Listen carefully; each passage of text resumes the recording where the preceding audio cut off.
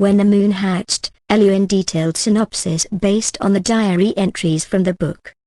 The Life of Elluin.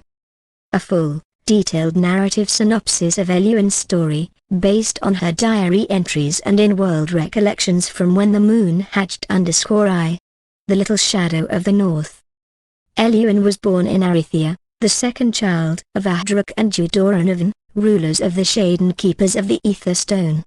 She was small and bright-eyed, the younger sister to Elluin, her best friend and first protector. From a young age, Elluin could hear every element sing. The wind whispered her secrets, the fire hummed lullabies, the moons themselves called to her.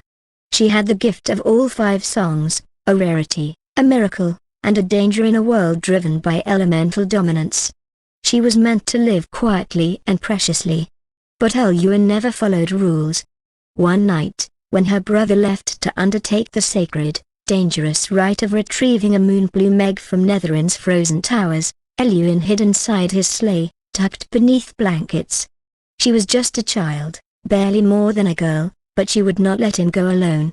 And when he found her, he threatened to send her home. But in the end, he forgave her, gave her a butterberry chew and let her stay. They shared soup, laughter, and fear. It was Elluin who helped him survive when he was injured, building snow huts and dragging their supplies, determined to see them both home safely. She earned her own moonbloom egg, and when it hatched, Slater was born, a dragon with glacial feathers and sharp grace. Slater chose her instantly. They were bonded before Elluin had even learned what that truly meant. _2. When the Moon Bleeds. Elluin was 14 when the moon bled. The moonfall shattered the sky, cracking open the heavens, raining celestial shards upon the world. And beneath that celestial terror, she woke to silence. Her entire family, her mother, father, and household, was dead. Poisoned. She had been meant to die too. Only luck, or the gods, spared her. Dian, her beloved brother, had already left. She was alone. And when her kin came to collect her, it was the Vegas, the ruling family of the Burn, who took her in. But it was not Khan who claimed her. It was Tyroth, the ruthless son. She was told she would bond with him, strengthen the alliance between the Shade and the Burn. Her grief meant nothing. Her power was a prize to be claimed. But fate had other ideas. _3.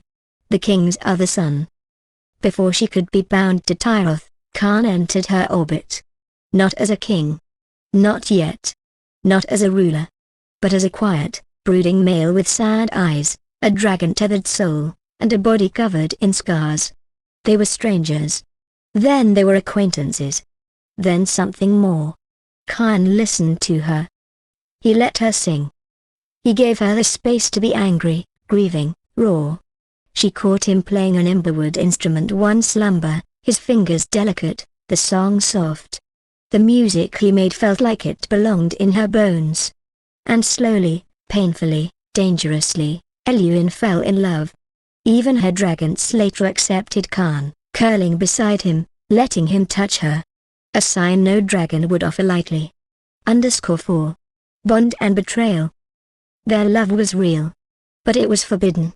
Elluin's bond was promised to Tyroth, and she had no choice in the matter. Her diaries speak of a time when she tried to run, when she clung to Khan with every fiber of her being, but the world, and the weight of legacy, crashed down. The bond was forced. She was bound to Tyroth. A brutal, cold male who treated her like a trophy. Khan, furious, shattered. He left. He killed. He swore he would never love again. Elluin, broken and bound to a male she didn't love, continued to secretly meet Khan, stealing moments in the shadows, whispered lullabies, stolen touches, shared pain. "We are a secret carved into bone," she wrote. "And one day, the world will break because of us." She was right. _V. A palette of songs and silence.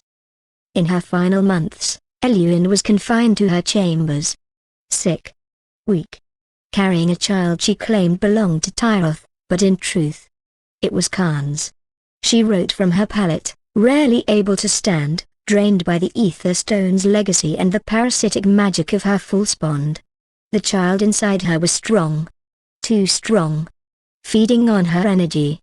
Drawing life from the mother who was already half dead. She named the child Kaisari, before even seeing her face. She wrote to the moons. To Slatra. To Khan. Her voice grew fainter with each entry. She dreamed of curling up beside her dragon again, of flying once more. But the world didn't allow dreams. _Vi. The final flight. She never finished the letter she began that final night. She died, blood on her sheets, breathless, exhausted, and full of love for a child she never got to meet. Her dragon, Slatra, sensing the loss, broke through the palace wall, curled around her lifeless body, and flew into the sky, never to return. Together, they vanished, dragon and rider, mother and spirit. And though the world painted Elluin as a fallen heir, a broken girl of tragedy and betrayal, those who read her diary know the truth. She loved deeply. She fought fate. And she gave everything for the smallest piece of freedom. End of Elluin's story.